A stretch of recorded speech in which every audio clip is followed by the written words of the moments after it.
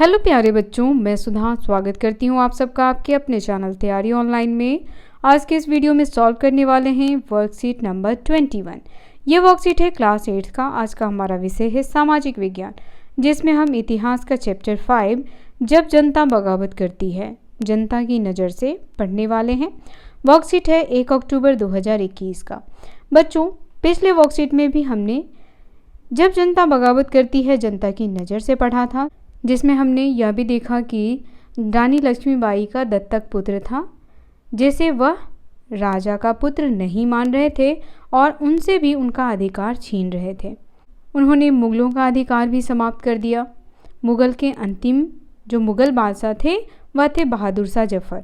उसके बाद उन्होंने कहा कि इसके बाद कोई भी मुग़ल बादशाह नहीं बनेगा, जो भी होंगे वो सिर्फ राजकुमार ही रहेंगे। इस तरह के नियम उन्होंने बनाए। साथ ही सैनिकों पर भी अनुसार जबरन सैनिकों से बहुत सारे नियम मनवाए करते थे। तो इन सब के बारे में हमने पिछले वर्कशीट में पढ़ा।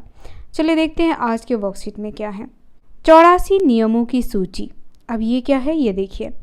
यहाँ महाराष्ट्र के एक गांव में रहने वाले ब्राह्मण विष्णु भट्ट गोडसे द्वारा लिखित पुस्तक माझा प्रवास के कुछ अंश दिए गए हैं।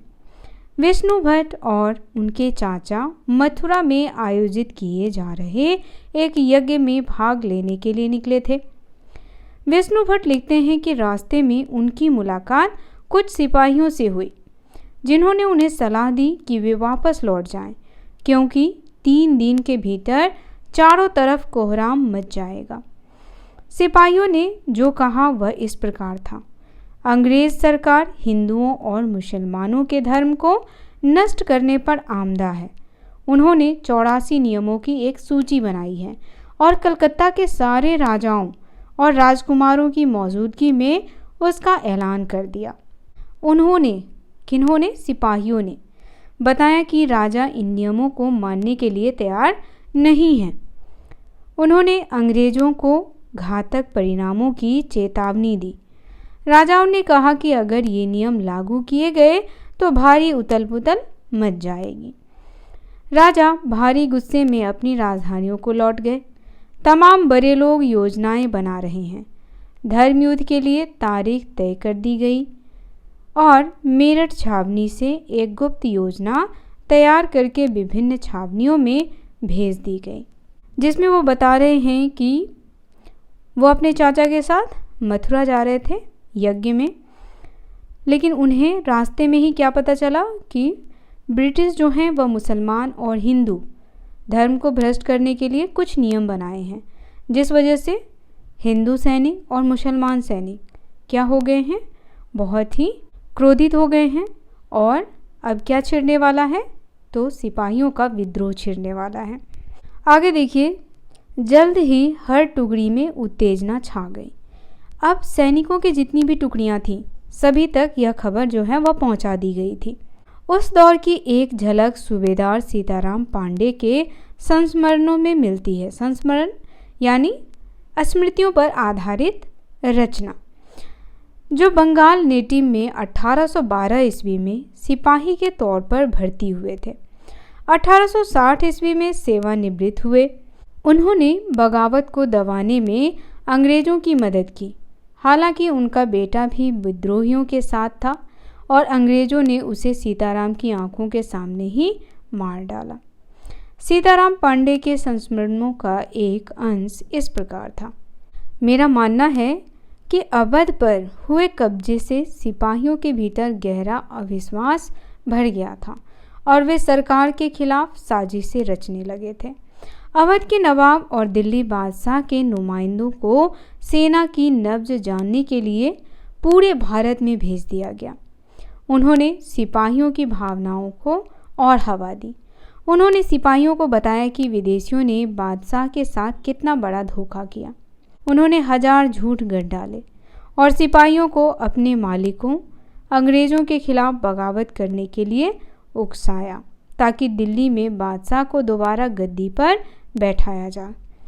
तो बच्चों, उस समय दिल्ली के बादशाह थे बहादुर शाह जफ़र, जो मुग़ल सल्तनत के अंतिम बादशाह कहलाए। उनकी दलील थी कि अगर सिपाही मिलकर काम करें और इन सुझावों पर अमल करें तो सेना ऐसा कर सकती है, यानी फिर से बहादुर शाह जफर को दिल्ली का शासन मिल सकता है। संयोग से इसी समय सरकार ने हर एक रेजिमेंट के कुछ लोगों को नई राइफल के इस्तेमाल का तरीका बताने के लिए अलग अलग छावनियों में भेजा। इन लोगों ने कुछ समय तक सिपाहियों को प्रशिक्षण दिया। इसी दौरान न जाने कहां से यह खबर फैल गई कि इन राइफलों में इस्तेमाल होने वाले कारतूसों पर गाय और सूअर की चर्बी का लेप चढ़ाया गया है। हमारी रेजिमेंट के लोग दूसरे लोगों को लेकर यह खबर भेजने लगे और जल्दी ही हर एक रेजिमेंट में उत्तेजना का माहौल बन गया।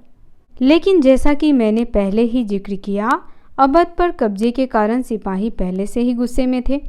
स्वार्थी लोगों ने फौरन यह कहानी गढ़ दी कि अंग्रेज तो सबको ईसाई बनाना चाहते हैं, इसीलिए उन्होंने ऐसे कारतूस तैयार किए ताकि उन्हें इस्तेमाल करने से मुसलमान और हिंदू दोनों ही भ्रष्ट हो जाएं।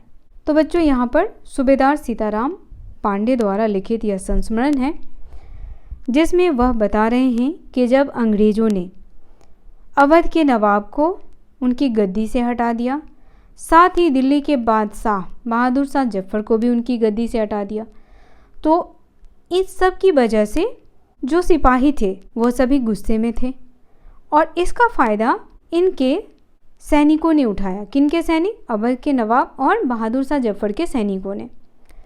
उन्होंने सिपाहियों को भड़काना शुरू किया अंग्रेज़ों के खिलाफ और उन्होंने उन्हें यह आश्वासन दिया कि अगर आप हमारे साथ मिलकर के काम करते हैं तो हम अंग्रेज़ों के खिलाफ लड़ेंगे, उन्हें यहाँ से खदेड़ भगाएंगे और फिर से नवाब और बादशाह को उनकी जगह पर बैठाएंगे। उसके बाद एक नई खबर सैनिकों के बीच गई कि जो राइफ़ल वो इस्तेमाल कर रहे हैं उसके कारतूस में गाय और सूअर की चर्बी है, जिस वजह से वह अंग्रेज़ों से और भी नाराज़ हो गए। इन सब बातों को लेकर के उनके मन में अंग्रेज़ों के प्रति अविश्वास पैदा हो गया। चलिए इससे संबंधित प्रश्नों को देखते हैं।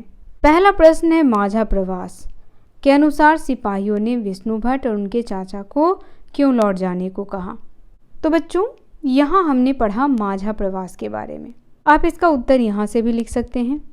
विष्णु भट्ट और उनके चाचा को सिपाहियों ने वहाँ से वापस लौट जाने की सलाह इसलिए दी क्योंकि 3 दिन के भीतर चारों तरफ कोहराम मच जाएगा, ये कहा और ये कह कर के उन्होंने उन्हें वापस लौट जाने के लिए कहा।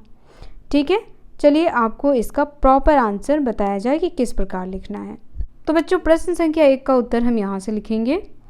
विष्णु भट्ट और उसके चाचा को सिपाहियों ने बताया कि अंग्रेज़ सरकार ने 84 नियमों की एक सूची बनाई है जिससे वह हिंदू और मुसलमान के धर्म को भ्रष्ट करना चाहती है, इसीलिए 3 दिन में इसका विरोध करने के लिए कोहराम मच जाएगा, इसीलिए उन्होंने कहा कि वे वापस लौट जाएं।